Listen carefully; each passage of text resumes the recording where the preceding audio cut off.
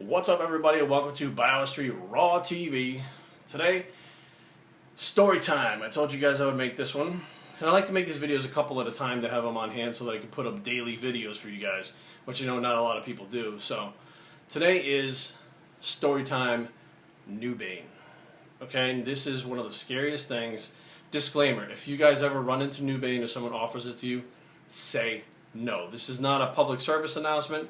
This is me telling you from experience. It's going to fuck you up and possibly kill you. Now, we'll start story time where a friend of mine used to get a lot of stuff from Mexico.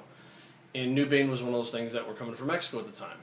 So, he would have NUBAIN regularly, and he would take it. Now, here's the bitch about it. He was addicted to it. But in his own way of denial, he never really thought it was bad to give to anybody else. So he would always offer it to us, and we'd be like, fuck you, no, that's stupid. I've seen my other buddy all fucked up on it. I don't want to mess with that shit. I don't want to go down that road. So I was all loaded up on a bunch of shit, gear-wise. I had to go to his house. He had a bunch of stuff I needed. And I go to his house, and it takes me like an hour to get there when it's like a 15-minute drive. I get there, and I'm pissed. I'm sitting in traffic. I'm aggravated. I'm agitated. Excuse me. I'm taking ephedrine and caffeine, so I'm all hyped up. And I walk in his door, and I'm like, fucking traffic. And I'm all pissed off. And he's like, oh, calm down.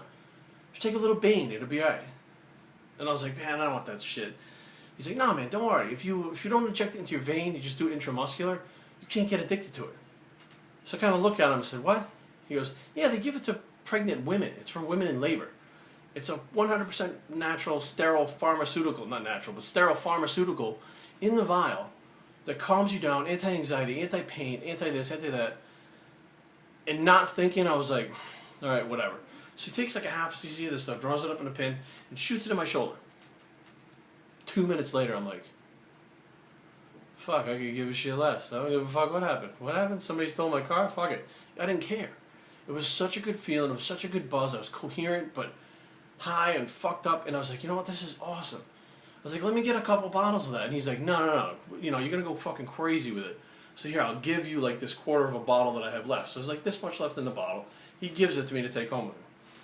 So I get all my steroids and stuff that I needed. I drive back home. Takes me about 20 minutes to get home. This is a great drive. I felt fantastic, phenomenal. Drive home, I'm like, window down, pull in the driveway, go inside, see my girlfriend. I'm like, hey, honey, how's it going? She's like, what the fuck is wrong with you? I said, man, I tried this NUBAIN shit.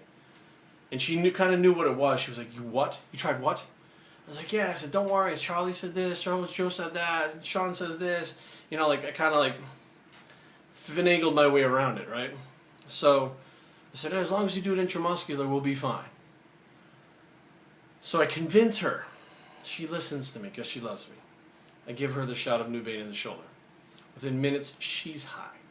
So now we're both high together, fucked up, and everything in life is just that much better. You're like, hey, this is great. Life is awesome. I love everything. Love everyone. Great. And at the same time, what we're not realizing is this stuff is metabolizing through your system quickly. And it's going to be out of your system in about an hour and a half. As you start to come down, you don't Jones, because we're not addicted yet. It was one shot. But you definitely want to do it again. So we ran through the rest of that bottle that night. Now, I had asked my buddy, how do I use this stuff? What do I use it for? And he says, well, if you use it after your workout, it kills cortisol levels. It'll help you grow. So now what happened, I was taking this stuff, and I would shoot it after my workout, eat my meal, be high as a kite, and be killing cortisol. Shit, I'm growing. This stuff is great. And then it became, I was rushing through my workouts to get to the NUBAIN. And then it became, well, if I do it before my workout, it'll have the painkiller effect. I'll be able to train harder. Then I'll take it afterwards to kill the cortisol. That's like a win-win situation right there. Perfect. Before workout, after workout. Now, that stuff would wear off eventually. You feel kind of down. You get kind of depressed. Now, at this point, you're starting to get addicted to it. You feel a little shitty. Maybe if I do it before bed, because it definitely makes me feel good, I'll be able to sleep better. The first time you take it before bed, just like that, you sleep like a baby. Great. Wake up refreshed. Like, oh, this is awesome. But when you wake up, you realize, I'd really like to do it again. Maybe I'll go to do a workout. So I can do it now and then go do my workout and then take it after my workout. So you're always constantly rushing, trying to fit things around the NUBAIN to get that high. And that's how the addiction gets you. Next thing you know, you're taking it in the morning when you get up, before you work out, after you work out, and before bed. And then next thing you know, you get up in the middle of the night, take a piss, do a shot of Bane and go back to bed. It'll help me sleep.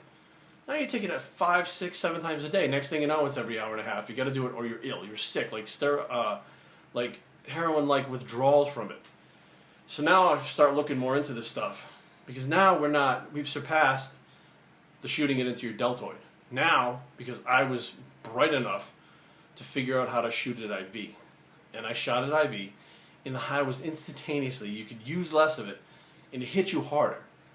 So then I tell my girlfriend, hey, you know what we could do? We do it like this. And she goes, I can't believe you're doing this. I can't believe you're doing that. She doesn't like needles to begin with. Within a month's time, she's shooting up 6 times a day, intravenous with this stuff. This is how powerful this shit is. It will take somebody who's scared of needles and teach them to be a fucking phlebotomist overnight to get this stuff in their fucking body. And this went on for quite a long time. And we were actually getting it from my buddy and actually a very well-known guru from New York who had helped us with other things, would mail it to my house. And he eventually got popped for selling this, for selling growth hormone. He went to jail. It was a whole big thing until it dried up. Eventually this stuff, because it's only produced for one reason, they give it to women in labor before the epidural. Well, when this shit was flying out the back door and the company was producing so much of it and not realizing where it was going, when they figured it out, they stopped production on it, which is pretty responsible of the company because they lost a shitload of money they could still have had. So as it dried up, well, what do you do now? Everybody's sick. Everybody has withdrawal-like symptoms. We're all fucking hooked, and you got a week's worth of detox to go through before you feel better. Oxycontins. That was the next big step. Oxycontins are expensive as fuck, and then the doctors started getting caught. So when the doctors were getting caught prescribing the Oxycontins, what's left to get that same effect?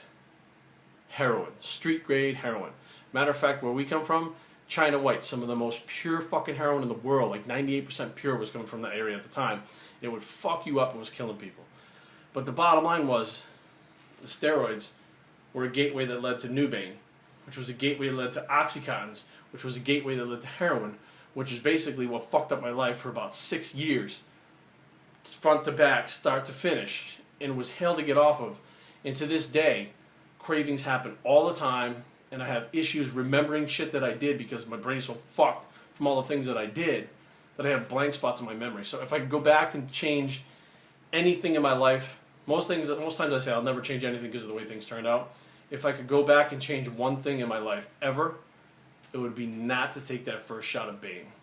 BiohistryTraining@gmail.com.